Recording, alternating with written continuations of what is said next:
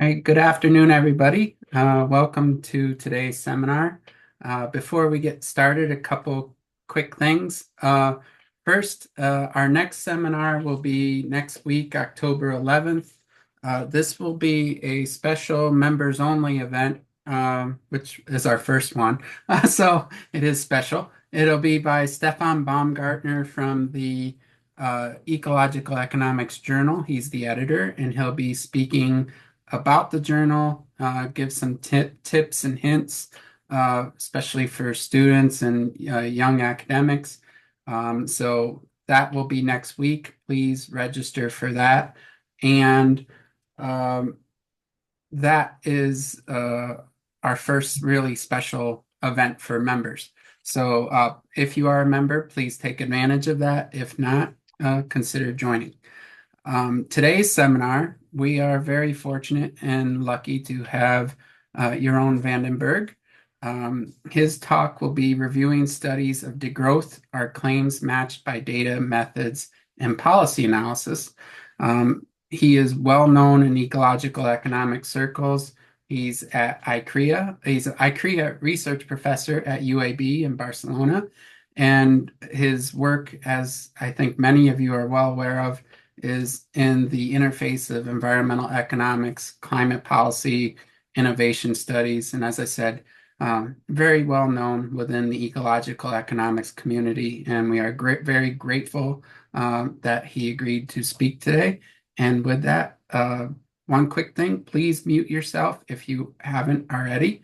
And you are welcome to put things in the chat box, which we will monitor. I will monitor, and at the end, there'll be plenty of times for comment and questions. So with that, thank you, Jeroen. Thank you very much, John. So I'll share my screen first and see. This is, yeah, that's the one. Okay, so I'll be talking about a recent study that was published in Ecological Economics with the title as shown here. And this got quite some attention on Twitter. So I'll say something about that as well. So the context is the old debate on growth versus environment, which can at least be traced back to the work by Malthus. We still talk about Malthusian limits to growth. More recently, in the 20th century, Galbraith was maybe the first to address another dimension of this growth debate, the more social dimensions, status, and things like that. The most famous, of course, is Meadows et al. And more recently, we have authors like Klein, Calles, Hickel, who talk about degrowth and promote a kind of anti-capitalist perspective.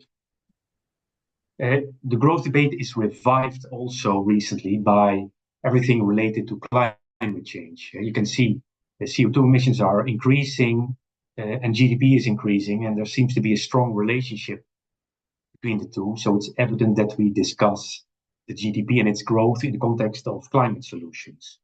And you can expect this debate to intensify in the coming years and decades because the time window to limit global warming is closing and policies are not really responding to that so quickly. Economic growth itself is also challenged probably by climate change. First of all, climate change will affect costs of everything we do in the economy because of so-called climate damages in production and in consumption. Tourism may be affected, for instance, agriculture. And of course, climate policy itself is likely to if effective, to increase the cost of production and to provide limits to consumption, which in turn may affect economic growth. So now many still profess an optimism regarding green growth. And the main argument here is that climate policies will incite an innovation and growth cycle. And also the idea is often that there is no limit to growth in intellectual capacity of humans. And therefore, this should translate in GDP growth. Another argument is, of course, that GDP is money. It's not physical itself. Well, you can question that because historical innovation-driven growth is a lot about improved quality and new functions. And if you talk about low carbon, you're not going in that direction, really. You're a factor saving. That's less attractive for consumers. So it's not immediately clear that that will be a good driver of economic growth. Now, there's also a lot of debate from an empirical perspective whether we can decouple the GDP from CO2. In principle, that seems possible if we move large scale to zero or low carbon energy sources. Of course, energy rebound and carbon rebound may make this more difficult. But another main issue is, of course, that we will see during a low carbon transition a shift, a massive shift even, to other kinds of materials. And therefore, you can expect a kind of environmental problem shifting to land use, material use, water use, pesticide use, and much more. Other considerations, of course, that we're talking in the economy about a multi-sector system. And it's also good always to have a life cycle perspective. And if we talk about cleaner activities, they may look clean at the superficial level, at the surface. But if you look into the details, you see that they depend very much on dirty activities. And they also don't often substitute simply for dirty goods, but they just add to the many goods and services that humans in general consume.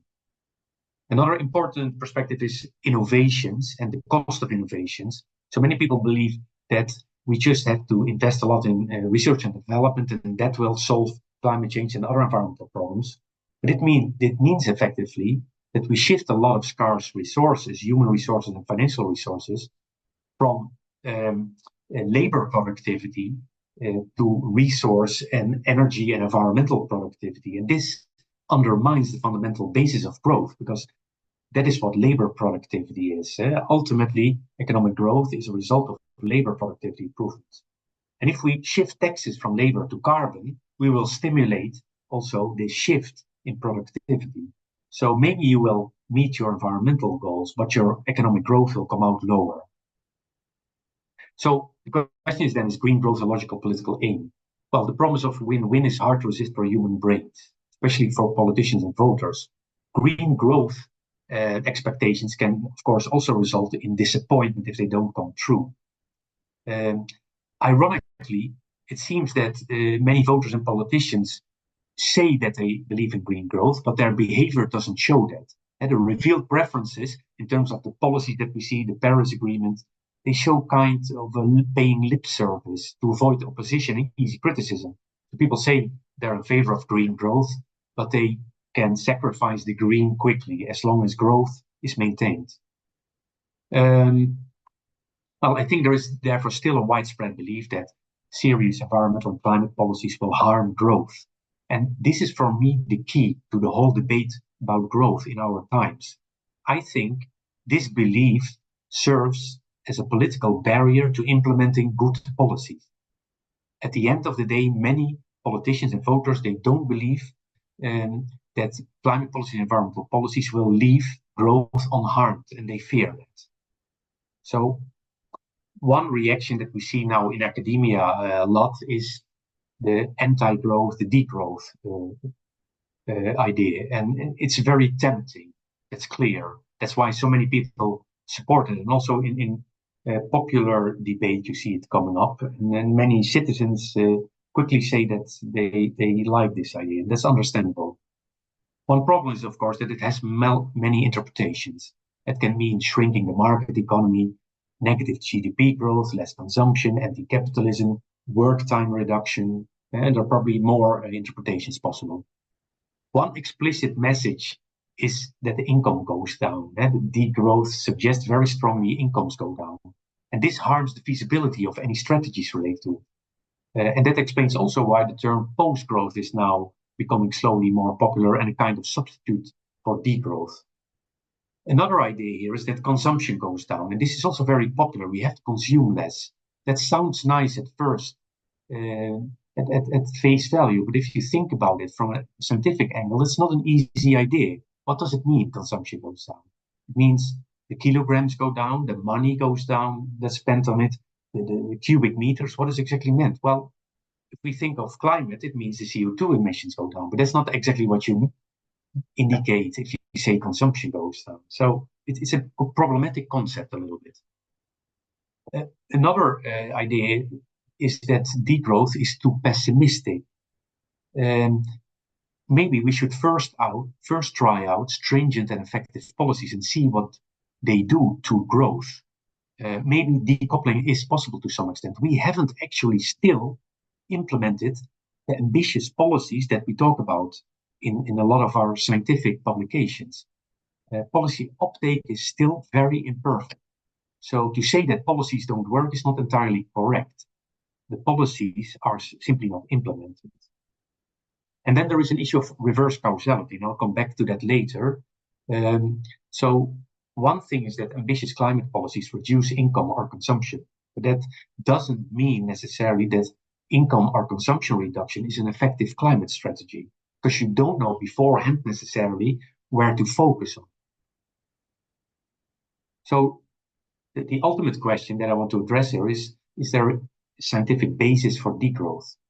So decoupling, is disproven? And that's one statement that you see a lot in articles and lectures about degrowth. Is that true? We haven't tried out a serious policy. So I'm not particularly optimistic about decoupling, but I also won't guarantee it's not possible.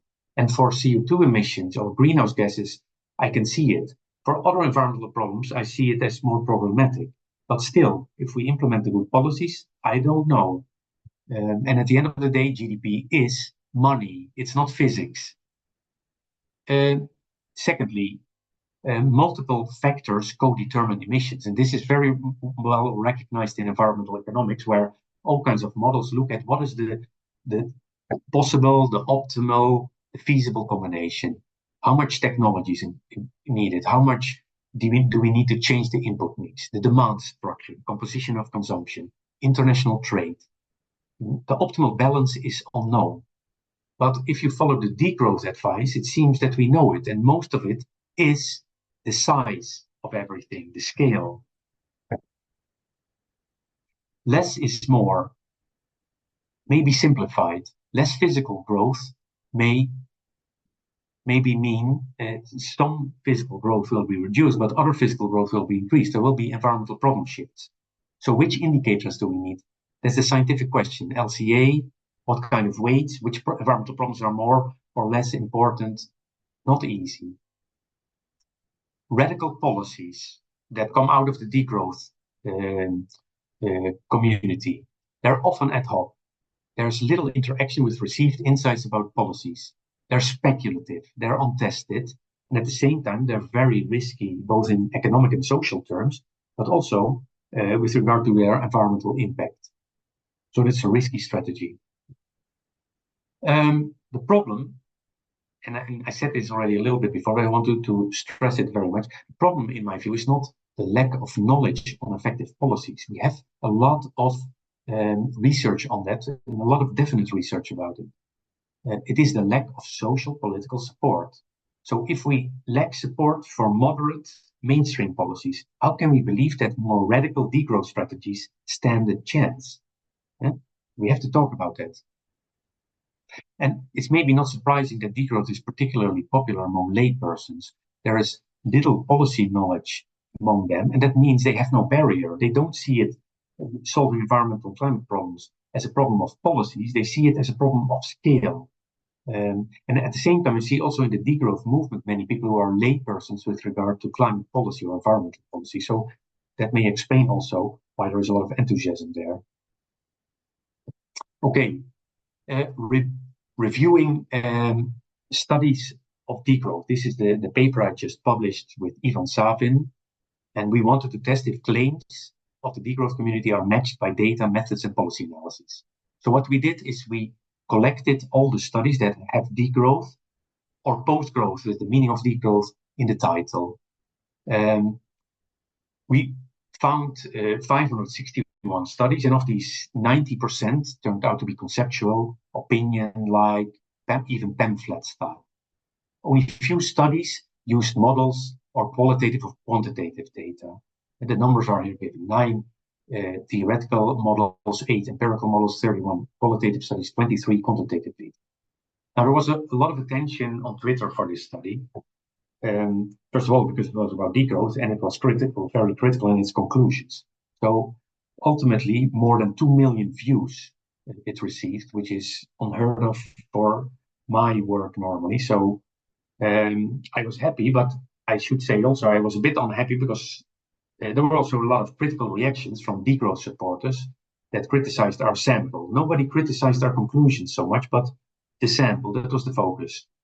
And the point was that we might have searched for degrowth in abstracts or in text.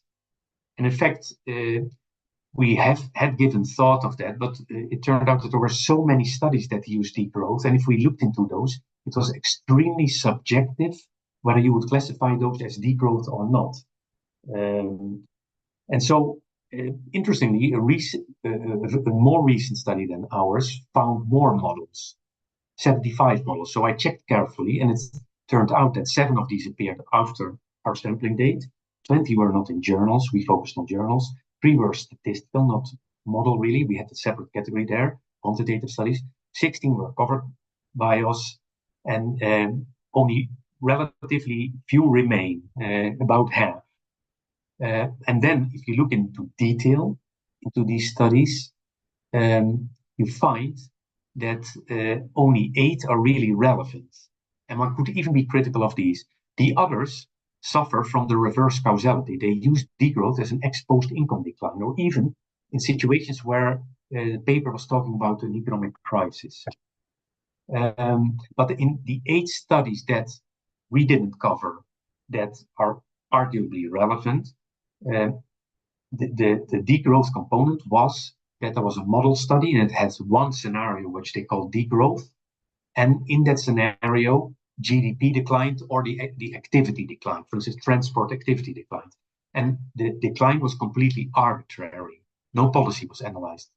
So we had several of those studies in our sample, so I have the feeling this doesn't undercut our sample, it just adds to our findings basically. So what are our findings? Well, here you see 5 of the main conclusions.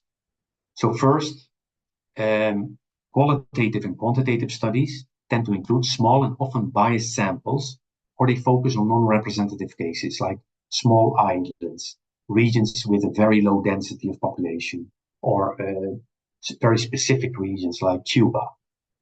And the question is, of course, what can you conclude from those non-representative cases for the world as a whole? Most studies offer ad hoc and subjective policy advice. They lack really policy evaluation. So in the quantitative and qualitative studies, they may talk about policy, but the analysis was almost never about policy. The policy discussion was an afterthought. So there was no really concrete analysis of policy. There were very few studies on public support. And the reliable ones, which used kind of psychological experiments, they concluded that degrowth strategies and policies are infeasible. And one study said that it invited for negative affective and emotional reactions, the notion of degrowth. So many studies represent this reverse causality confusion, which I already explained. And very few studies adopt system-wide perspective. The studies that did this were modeling studies, and we were positive about a few of these. But most studies really of the whole sample focus on small local cases without a clear implication for the economy as a whole. Regarding support, it's maybe good also to know that there have been surveys, which I did with a colleague several years ago, where we looked at how the support was for different positions regarding growth. We didn't use the terms as they are here. We used descriptions from the literature, which were closest to the meaning as it was used in the majority of cases. You can see that degrowth was not so popular. It was even less popular than another perspective, which I promoted, A-growth. So that's a bit consistent also with the other studies that we found in the sample. And if you look for different disciplines from the same studies, then you see that degrowth, which is light blue, is very unpopular among several sub-disciplines that study environmental issues. And it's a little bit, well, it's more popular among ecological economics, environmental social sciences and environmental sciences broadly to the right, but it's never more popular there also than A-growth, which was surprising to me. And A-growth was even more popular than green growth among environmental social scientists, and so was Degrowth, by the way. So that's hopeful, maybe, for some people. So let me look at some details. So effectiveness falls short. That's one theme that we discuss in our paper, that a lot of degrowth studies, when they talk about policies, they worry more about justice, it seems, than about effectiveness. And that's not strange. That's maybe also not a serious criticism, because a lot of degrowth thinking is motivated by social problems rather than environmental problems. But the suggestion is often that those two problems can be tackled at the same time. Now, here is a set of strategies from the degrowth movement that was published in a Nature article led by Jason Hickel and several other well-known people from degrowth and post-growth. And so there are 5 suggestions here. Reduce less necessary production. It's not really a policy. It's more like an aspiration or a target. Improve public services. Well, that if it's the policy, it's in any case has to do with investment by the government, free public transport, basic income, introduce a green jobs guarantee, very difficult, reduce work time, and the last is also again an aspiration towards voluntary behavior of firms.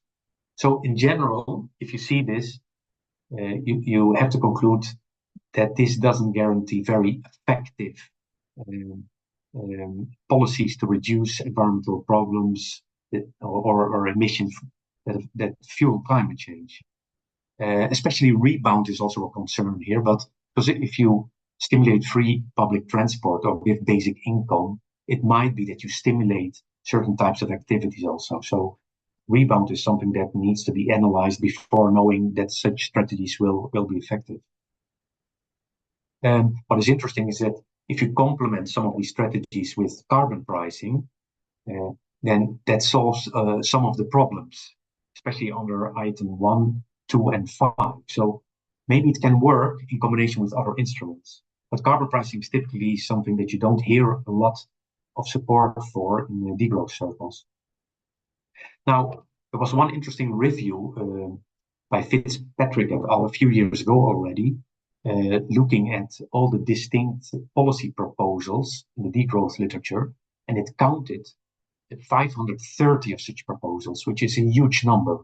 They classified this in 10 categories, as you see here. Not all of these, again, are policies. You can debate what they are. In some cases, again, some are aspirations, targets. The question is, do we need so many policies? It becomes very confusing if you have to discuss and evaluate so many policies. So this, if we have to evaluate this, you arrive at the same conclusions as what you can say about this paper by Hickel et al. Another issue which we discuss in our paper is that feasibility falls short. And this is most clearly illustrated by considering the degrowth debate about capitalism, where it proposes a very anti-capitalist view and strategy. Now, this idea sells very well in some circles. Blaming capitalism is simply popular. It is not new, of course. Eco-socialism, eco-communism, or red-green thinking have been with us for many, many decades. But the paradox is that capitalism in most countries is rather socialist in nature, actually. And this is interesting because this was already recognized by Schumpeter, that capitalism probably would go in this direction. Schumpeter, who was a big fan of Karl Marx and respected his ideas and understood why he wrote those ideas in the early days of crude capitalism. And I share these ideas. I think Karl Marx at the time wrote very good ideas about capitalism, but the capitalism of modern times is not exactly the same. It's more, in many countries, a social welfare state, protected by many laws and many regulations. It's maybe not enough. Maybe we need more socialism, more social welfare protection. But certainly we don't have, in most countries, a laissez-faire economy. Of course, there is diversity. There's a lot of diversity of semi-capitalist forms, and we can learn from comparing the different forms. And we can also see that you don't have to get stuck in one capitalist form. It can change. There are other versions possible, although you may be locked in some regions in one form, so it may also not be easy to escape. But all in all, I would say that criticizing capitalism is a straw man. And along with that, you have a fallacy. So, yeah, I personally don't want to use the term capitalism. I use the term semi-capitalism or socialist capitalism because that's, I think, the more right characterization. And if you talk about overturning capitalism, what does that mean? Which aspects? And free enterprise, property, profits, shareholders, markets, wage labor, finance, advertising, many of these, all of these. And this raises also the question, is there a third way? And we have, of course, negative evidence about the communist experiments. Is there anything else? It's interesting because if you talk with people in the degrowth community, some want to stay away from this because they know that the label of communism is killing. But we also found some articles in the review that explicitly made the connection and proposed degrowth as a kind of communist approach. So maybe people are disagreed on that. Now, of course, going in this direction is a big experiment, a risky path. The medicine may be worse than the disease. But a lot of talk about climate justice goes in this direction, of course. And of course, there is the time aspect. Even if you would believe that in the long run, moving away from capitalism would be possible. If you think about climate change and biodiversity loss and the pace with which this is developing in the wrong direction, do we have enough time to remove capitalism? I don't see that. So the feasibility is really at stake here. And the alternative is the mainstream perspective. Constrained capitalism more through regulations, through pricing, more environmental legislation and policy. Less risky, less speculative, with a firmer scientific basis. But maybe it goes too slow as well. So do we have any other options? Don't think so. Okay, so I'm already arriving at my conclusions here. In my view, the challenge in talking about growth versus environment is not to convince each other of the possibility of green growth or the impossibility of green growth, but to get stable democratic support for effective policies. And as I said, I'm worried that that support will not come through as long as people think that good policies will harm growth. So we have to try to get people less worried about growth, maybe. Now, I conclude from the review that we did that there's a lack of many good studies on degrowth, and this means you need modesty about degrowth strategies. I would also like to say that I think that degrowth may even create fear in many people that effective policies are equivalent to making a big sacrifice as individuals or as a society. And this might well undercut social political support for such policies. Also, the strong justice focus combined with effective climate and environmental policies causes that such policies are easily judged by many people as a left-wing hobby. And that will invite for partisan resistance. And it would probably be better to try to sell climate policy as a non-partisan issue, as something that is good for us all, and that will save humanity from a terrible future. But by talking so much about justice, I don't know if we're achieving that. And also maybe we are creating a lot of conditions for those policies to be accepted, because all the climate justice conditions may make it even more difficult, even for left-wing people to get acceptance there. Now, maybe you know, or if you don't, look in my articles, you can see that I have proposed another idea of A-growth, which I mentioned already. I'm not going to talk too much about this, but I see A-growth as a wiser strategy from a political perspective, because the idea of A-growth is to make people indifferent about growth. And that may weaken resistance against environmental and climate policies. And making people indifferent about growth is already a big step away from the growth paradigm. And maybe it is enough that you may hope for to move from the growth paradigm to degrowth. That's a huge step. Can we really expect our society and a majority of people to make that step? I cannot see that. But I must say, if I talk about a growth to many people, both on the left side and the right side of the spectrum, both among mainstream economists and ecological economists, or people who are in favor of degrowth or against, I see often that people recognize a growth. Okay, I could support that. Many people said to me, I thought I was pro-growth, but I think I'm more a-growth. I'm more neutral, indifferent. So I have the hope that a-growth can have a bright future and help us to get more support for environmental and climate policies. Thank you. Well, thank you. Very interesting and a lot of things to think about there. So thank you very much. What we'll do now is we'll take some comments and questions. If you have something, you can raise your hand. There's a few in the chat, which we'll get to first, and then we'll get to people online. So the first question comes from Stephen Marshall on decoupling. He's asking who is calling for this, and even if economic growth could be decoupled from further extraction and energy use, how is that possible? Doesn't this amount to maintaining the stream of money from the finance sector to the accounts of investors, thus fostering ever-increasing wealth accumulation by the few and impoverished of the many?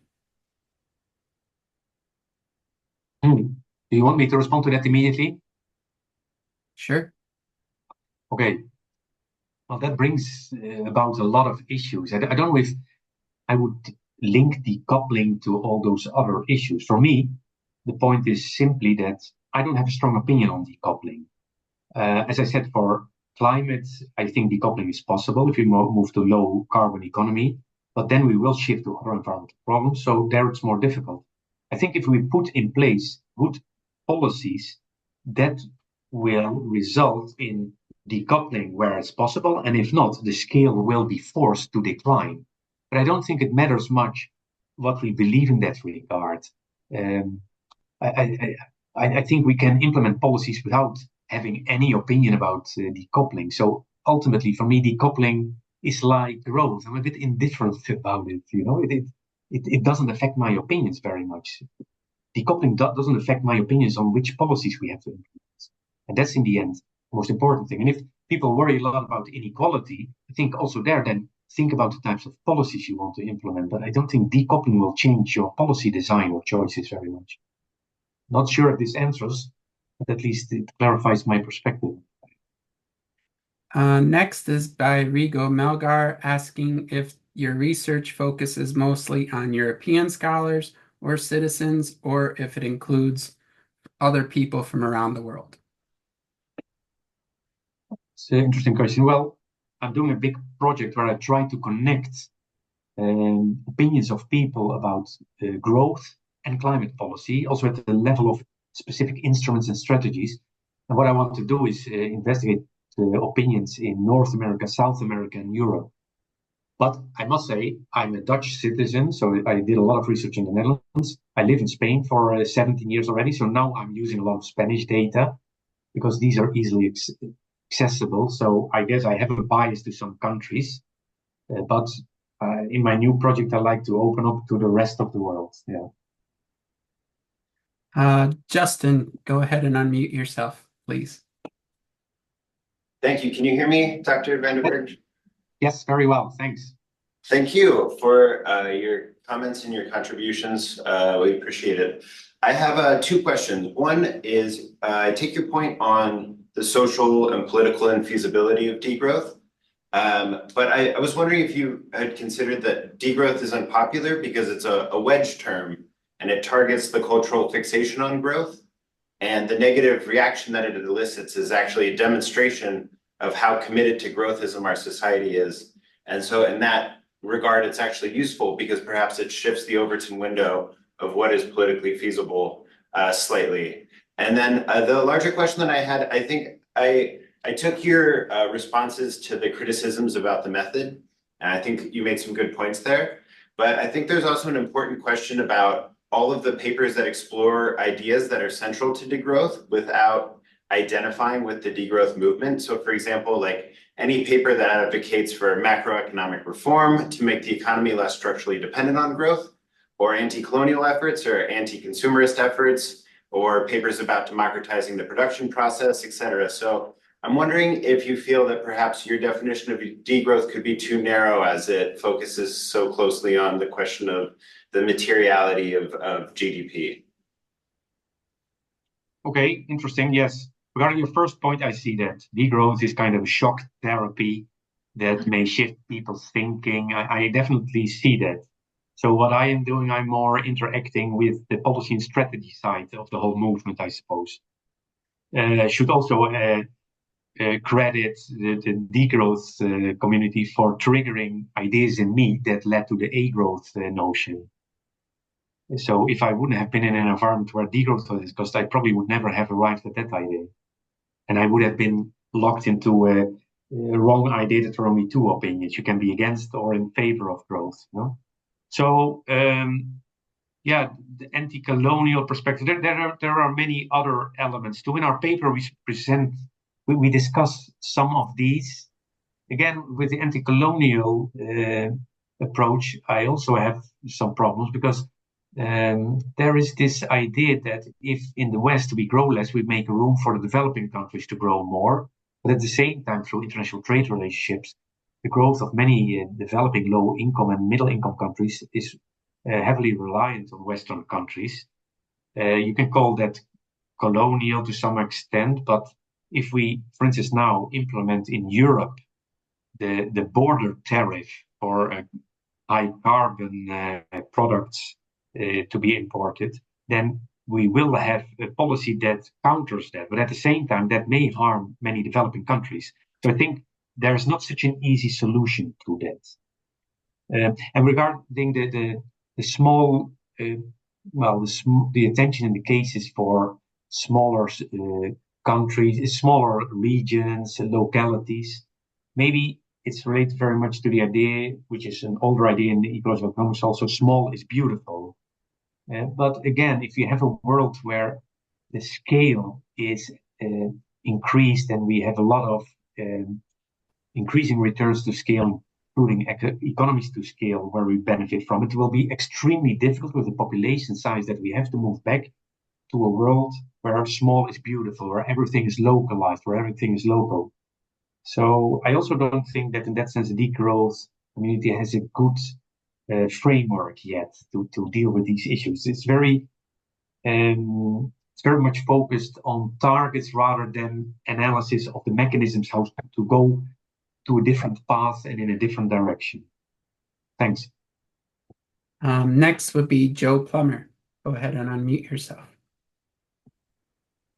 Hi, I'm wondering what you would think, just concerning the notion of A growth. I'm wondering what you think about shifting away from the conversation around growth in general and focus on something like a scorecard, like we've had discussions around an American scorecard, or shifting terminology away from using the word growth to something like maturity, and what that might mean, shifting the conversation away from the size of the economy to different indicators of performance that include environmental performance or environmental health. Yeah, well, that's a good point. In fact, that is a little bit in, let's say, the strategies that I've written down once in line with A growth. For instance, if you want to move away from GDP, you could use beyond GDP indicators. But of course, beyond GDP still has GDP in it. And that may be negative, but still, if you would have better indicators, and people who talk about growth and GDP could say, hey, we don't talk about GDP anymore. There is a beyond GDP, there is a better GDP. So please only focus on that.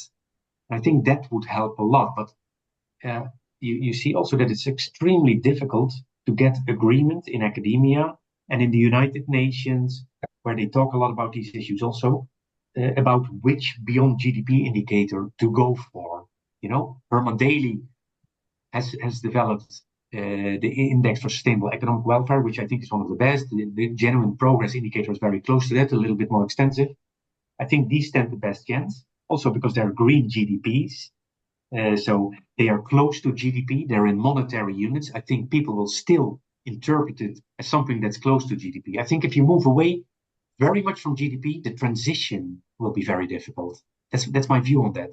So you could, for instance, have a happiness indicator, or we've seen it with the Human Development Index. That's an index in a dimensionless unit. People don't even know what it means. It's also on a limited scale from 0 to 1.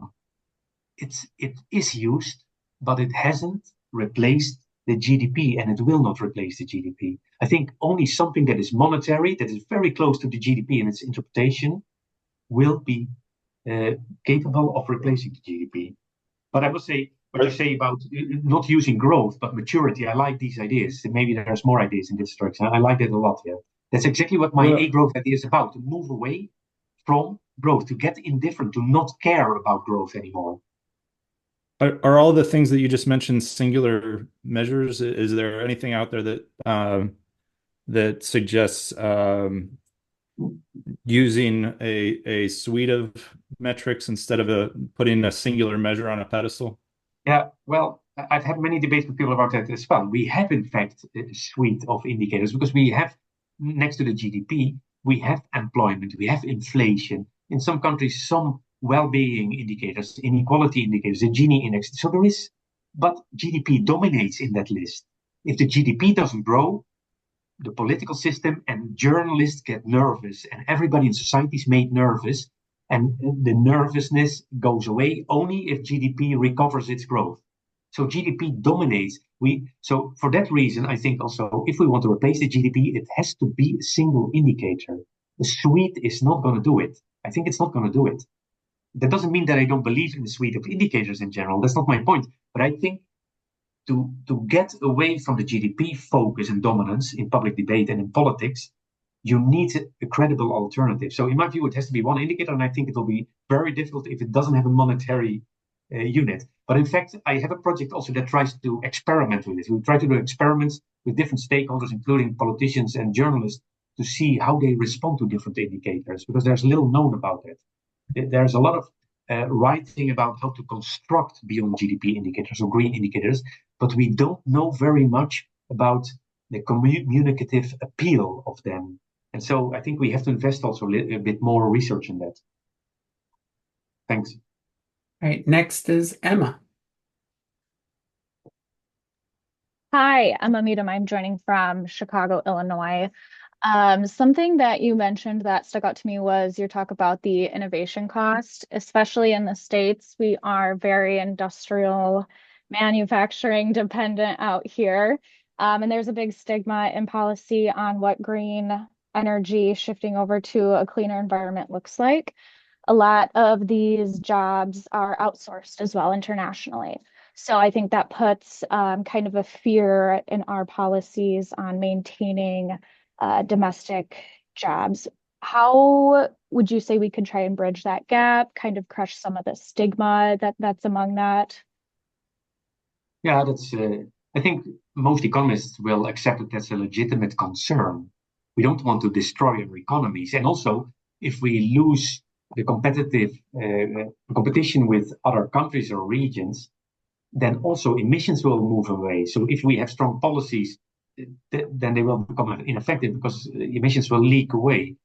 And because of that reason, the European Union right now, which has a relatively stringent climate policy compared to other countries because of its high carbon price, it's because of this ETS system, it wants to protect its border through a carbon border adjustment mechanism. And that's the only way to do it, I think.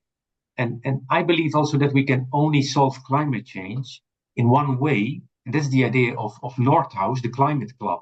I don't believe that continue with the Paris Agreement will solve it. I think we have to continue with the Paris Agreement for many reasons, but the Paris Agreement is not a real agreement. It's just a collection of voluntary offers by countries, and they don't even keep themselves to their promises. So what we need parallel to that, I think, is a club of countries that have similar ambitions, are willing to implement a joint policy and protect their border. And the European Union is effectively such a club, because the European ETS system has 30 partners, even 3 more than the European Union. So it's a club of 30 countries. And if they implement now this border tariff, maybe other countries will want to join at some point. I think the European Union should it should invite also other countries to join their ETS system, because I think that's the future. And if you then have a global large ETS system where 60, 70% of the emissions are in, then all the other countries want to be at some point also there. And then, yeah, the whole domino effect will work. But I don't think there's any other way to do it. So, and that will solve also the problems you say, because then there will be a level playing field. Effectively, within the climate club, there will be a level playing field. And with outsiders, there will be a sort of, not a perfect level playing field, but at least for imports, there will be a level playing field. For exports, not. And that's difficult. You might start to subsidize your exports, but you cannot do that. I think that's too costly. But you might negotiate. There's also ideas that there may be climate clubs for specific sectors that are very sensitive to international trade and international competition. So you might, apart from the country clubs, you might also then create clubs for specific sectors with maybe other groups of countries that are in the same situation. So I think we have to think more creatively. And this is also relevant, I think, because if you look at international agreements that work, they usually have a long history of growing into that situation. They didn't immediately arrive at a big worldwide agreement like the GATT or the WTO, the World Trade Organization. It came about through many decades, or even the European Union. It started as the Benelux, Belgium, the Netherlands, and Luxembourg, and then the small European community, and then it got bigger and bigger and bigger, and maybe it will increase in the future. So I think we have to think along those lines of a club that that grows steadily over time. That's the solution. Sure. If I may, really quick, one more thing. So do you think this is more of a generational resolution? My generation below, do you think that this is going to be kind of more developed going on in the future? We're just laying the foundation right now. You're asking whether climate change can be solved in the short run or really in the very long run. Is that right? I guess the world importance. Older generations obviously don't see this as their problem. I don't know. I guess if you're younger, you see a longer future in a context of climate change and possibly extreme climate change. Yeah, I can imagine you're worried about it. And one of my PhD students gave a class to young kids, and in his lecture he had terms that scared me, and I said to him, maybe not use that term. But I don't know exactly how it is for young children that hear already about climate change and extreme climate events. I don't know. But I'm very pessimistic. To be honest, I don't see that we're solving it. We're so far from a solution. There's a lot of blah, blah, blah. Everybody also thinks they understand the problem well. But the most important thing to understand about climate change is a public good, which invites for free riding.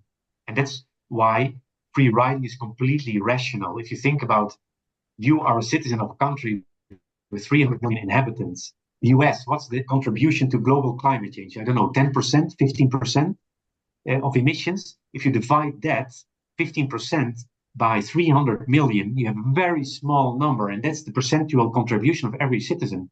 So every citizen has to think, what is my benefit if I sacrifice a lot of luxury in my life? The benefit is zero. And that's why it's so rational for people to do nothing. And that's why it's so difficult. And that's also why we're not going to solve this problem easily. We have to we have to resist the free riding. Any solution that doesn't fight free riding is not going to work well. That's also why I'm a bit critical. I should have said that also. A lot of the degrowth solutions don't fight free riding. They even invite for free riding, or they have their own free riding problems.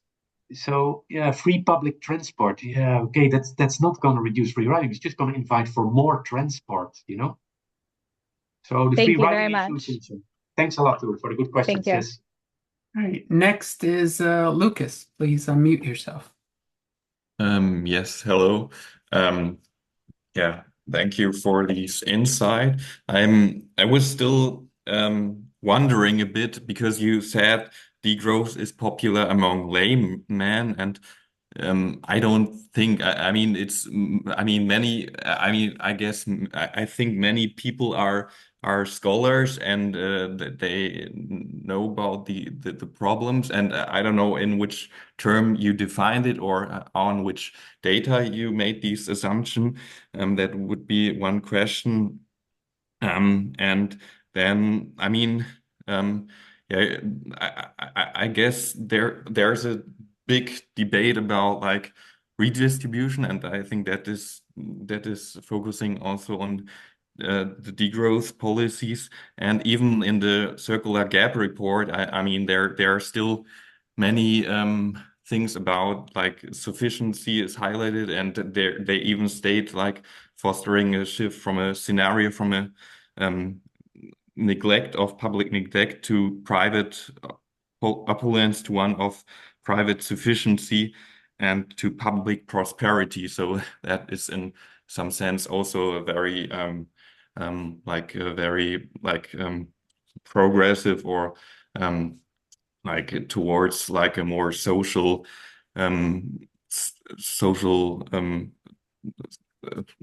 services. I mean, one thing you mentioned was that there is always highlighting on universal basic income, but recently I think the focus is more on universal basic services. Actually, that there is a provision like more oriented on a from the state, that the state is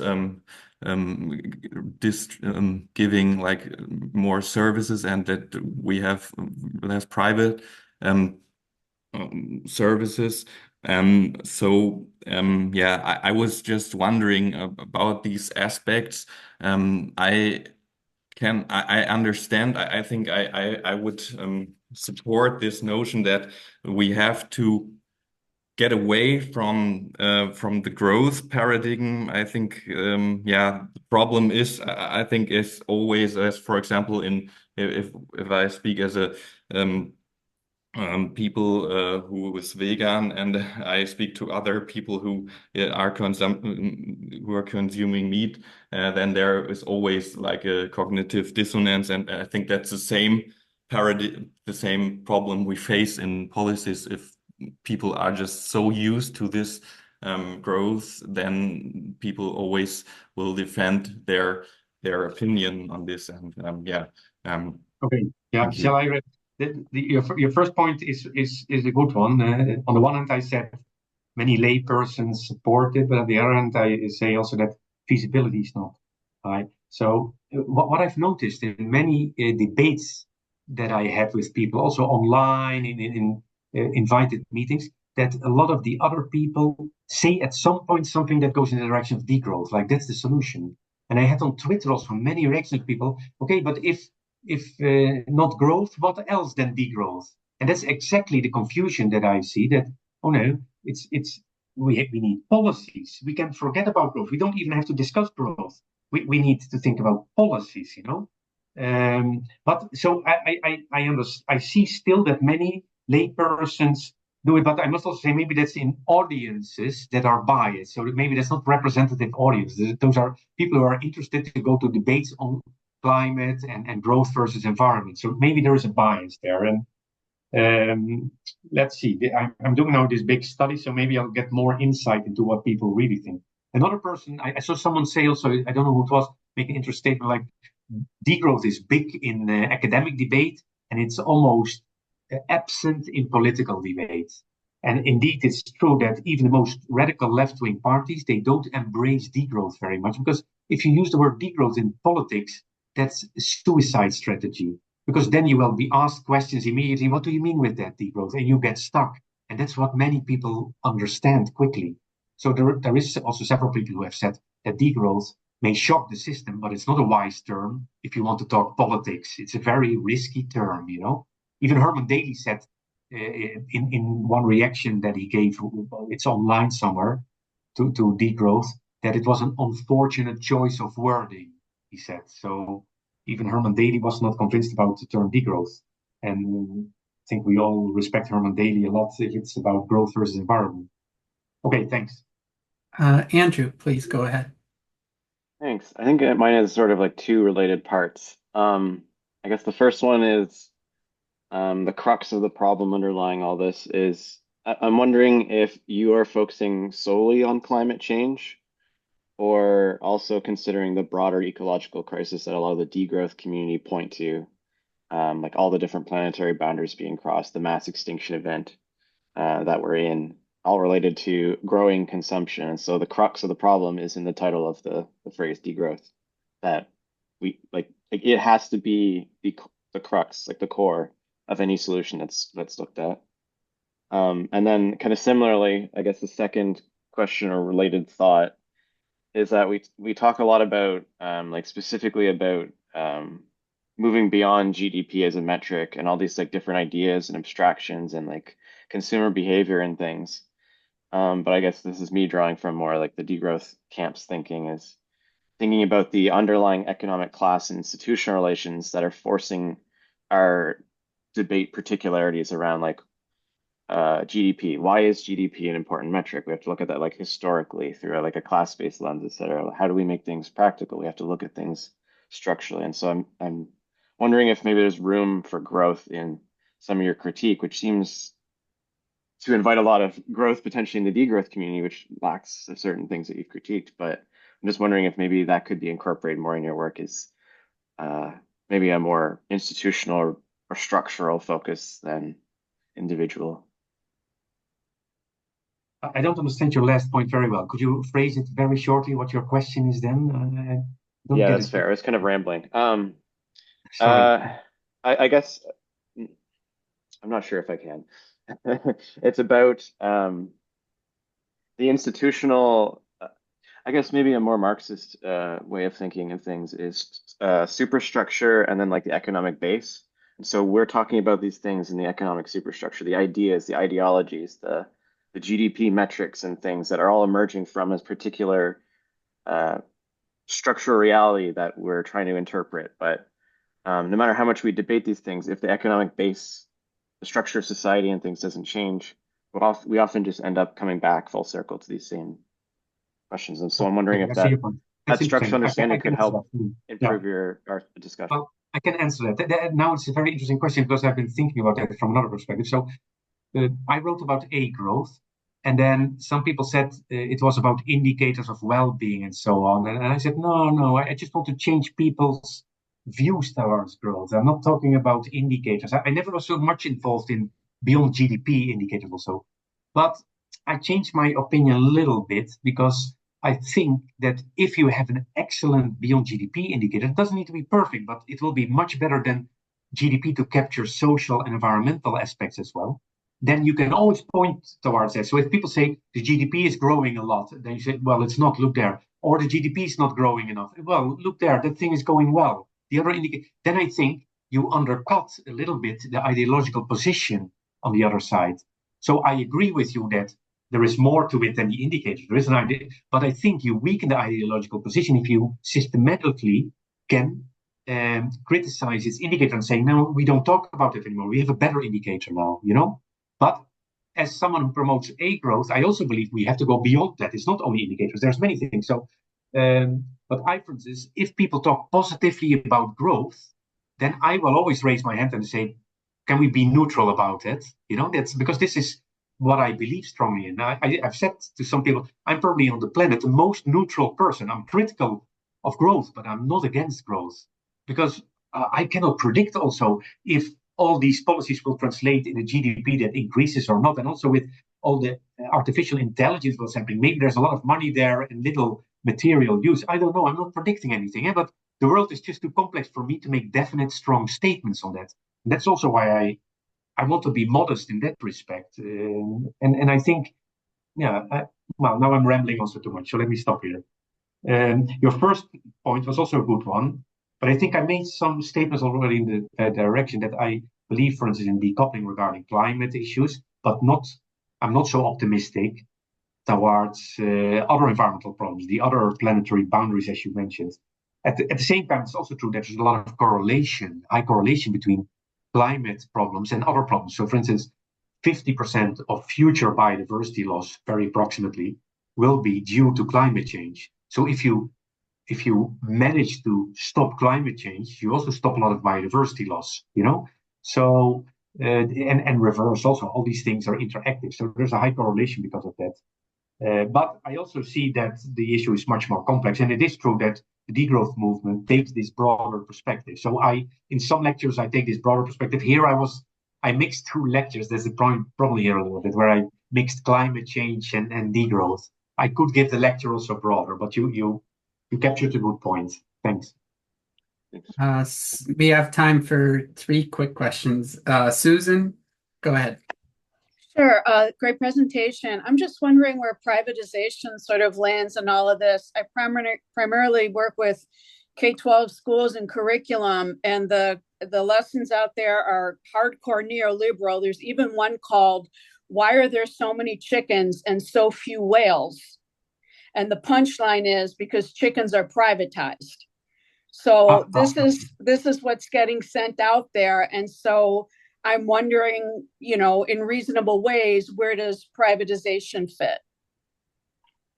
Yeah, well, you could say it's true that many of the degrowth writings use the terms neoliberal a lot. The term neoliberal is extremely popular. Privatization, maybe not so much, but that's very close because the neoliberal paradigm is like we privatize everything that's public. And someone said before in the question, I didn't respond to that, but putting everything in the public sphere, that's the opposite. And that's a bit communist, of course. And that's why many people want to be careful with it. I don't know. That's really part of the debate, capitalism, anti-capitalism, I think. I don't believe so much in that. What I believe strongly in is that we have to temper the capitalist system and within it create a good wick, a difference between bad things and good things, or relatively good things and relatively bad things through pricing. That's why I believe strongly in pricing. I'm really a believer. Maybe I'm a very mainstream economist in that regard, but I think prices are a nice way to push people in the right direction. They're stronger than nudges. Yeah. They're weaker than prohibitions, which people don't like. And in a liberal society, you don't get so much support for it. And what's also nice is prices. If you do carbon pricing, then all the carbon prices accumulate along the life cycle and production chains. So you pay for the emissions and the problems in the whole cycle. Whereas many other policies that people like, prohibitions, they only look at the small circle around a problem or a product. So, and I think if we get the prices much better, then there can be liberalization and neoliberalization, privatization and neoliberal strategies, but they don't work always in the same direction. Because, for instance, if you have all kinds of ideas about what is good investment, that changes completely if the prices change. If the prices change, certain things are not a good investment anymore. So your choices will be extremely different. It's not only the purchase decisions, but it's also the investment decisions that become completely different. And so I think with good regulation and pricing, we can limit, let's say, the negative side of privatization and make the neoliberal economy sufficiently. But we need to price well, and we're still not doing that. Thank you. Thank you. 2 questions, one by Erwin, and then we'll get to Felipe. He will be the last. Online, it's in the chat. It says, did you find any studies that analyze a steady state option? And did you find any proposed solutions to the scale problem? Well, the steady state is mentioned, of course, but studies really I haven't seen. I mean, the steady state was mentioned in several articles that were of a more conceptual nature. For instance, I don't know the author. He was at my institute many years ago. An Austrian author, wrote a lot about degrowth in relation to Herman Daly's ideas of steady state. But concrete studies, I haven't seen so much. And the solution to the scale, well, you want to know my solution, or you mean that I think the question asked for whether in the reviewed studies there was a solution to the scale. No, what I have seen is that many people think scale is a problem, and then in the analysis, they have an arbitrary scenario where the scale just goes down 30% or 50%. And that is their analysis. And I don't think that's good research, really. I don't think what for me is important to know. Of course, if you, for instance, think of climate change, we have to reduce emissions with 90 or 99% versus now. Does that mean the scale of the economy has to be reduced with 90% or 99%? Of course not, because we have a lot of other strategies, efficiency strategies, substitution, structural change in the economy, composition of demand, transport less, we live closer to work, etc., etc., etc. So, what is then the scale reduction that is consistent with this complex solution? Well, you can look in studies that look for all those dimensions at the same time. And yeah, then the scale is there. You see that economic studies sometimes show that the scale has to go down, but it's not the only solution. So, but in the reviewed studies on degrowth, I didn't find a really good analysis of that. I have to say that I found disappointing. So I have the feeling, and I didn't say this, but I'll say it. I dare to say it now. I didn't say it in the paper, but I think the research is a little bit lazy. It doesn't ask the difficult and important questions. And I think if you want to do good research, you have to ask difficult questions also. So what is then the best scale? And I think the optimal scale, Herman Daly spoke about it, the optimal scale. I think that's interesting. But Herman Daly also kept it mostly empirical, except for his index of sustainable economic welfare. And I think with that indicator, he wanted to make it more operational. So maybe they can learn, the degrowth movement can learn from Herman Daly in this respect. Yeah. Thanks. All right, our last question will be by Felipe. Go ahead, please. Hello, I just want to make sure that you can hear me because I'm Yes. So okay. Thank you so much for the talk. I was just wondering if this concept of being neutral to growth and in a way degrowth it came along as a rejection, as you yourself mentioned, as a reaction to the growth paradigm. So not so much as no one wanted really to degrow per se. It was more a reaction and a rejection of the growth paradigm. So in that sense, I sometimes fail to see the deep difference between A growth and degrowth. In that sense, that both the main concept of both is to reject the growth paradigm and the centrality of growth in the economy. But more than that, I was wondering what you feel about this. I heard you say that degrowth is risky a couple of times during the presentation, and this was surprising to me because I actually think of degrowth as and I've seen degrowth described as the less risky version.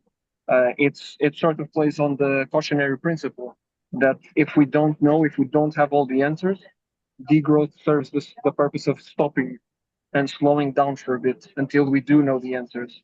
So maybe we don't have all the technology right now, but we will have it in 5 decades. So let's stop a bit for now and do it then.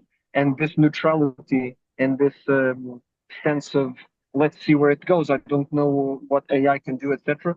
Just reminds me of Don't Look Up. I don't know if you've seen the movie, where you have people that are constantly saying, "Oh, I don't know if the meteor is coming. We are 99.999% sure, but there's always a chance that we can find a technological solution, etc."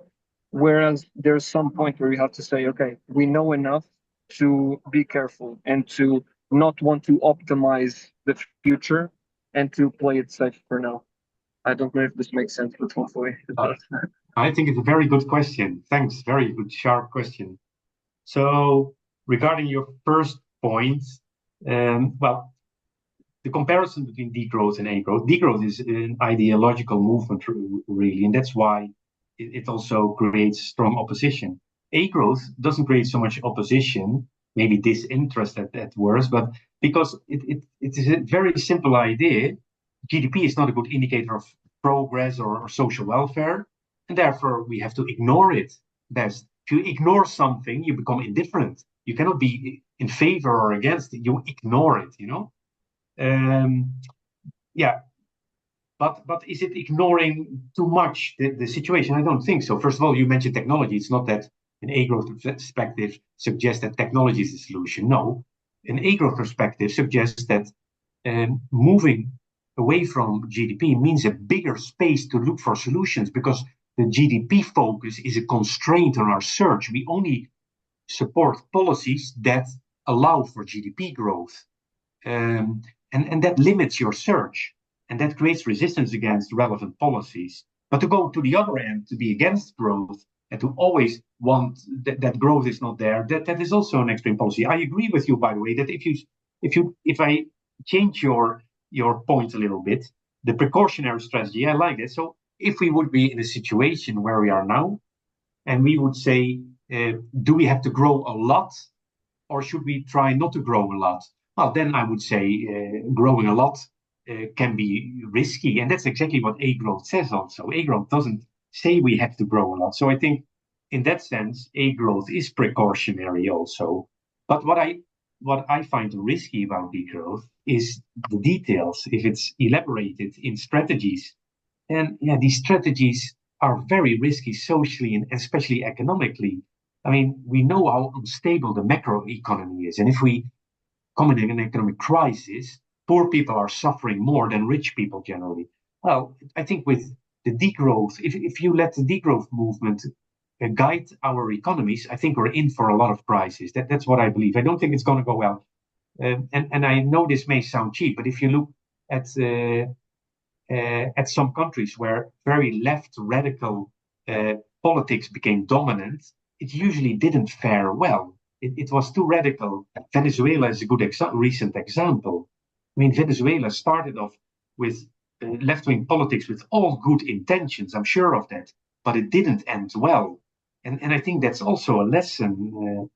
And I think, I think the degrowth movement needs to do better research on its core strategies to show that we can have confidence in those. And unless that research is there with good results, I think it's a risky strategy. That's my assessment of riskiness. Thanks. Okay, well, thank you. We are out of time. You've been gracious to give us more than an hour. I just want to, first of all, thank you, and very thought-provoking, lots of comments and questions. So thank you very much for taking time to do this for us. Thank you very much, John. Yeah. And I just want to remind everybody, if I can share my screen. I'm trying to do that. Wow. There we go. Remind everybody that next week is our members only seminar by Stefan Baumgartner, the editor of Ecological Economics. That is free to register, so please look in your emails for that. And we hope many of you will attend. With that, thank you for everybody for your attendance today, and a special thank you to Jeroen once again for a fabulous seminar. So thank you. John, many thanks, and many thanks to the audience for such great questions. I enjoyed it a lot. All the best to everybody. Bye-bye.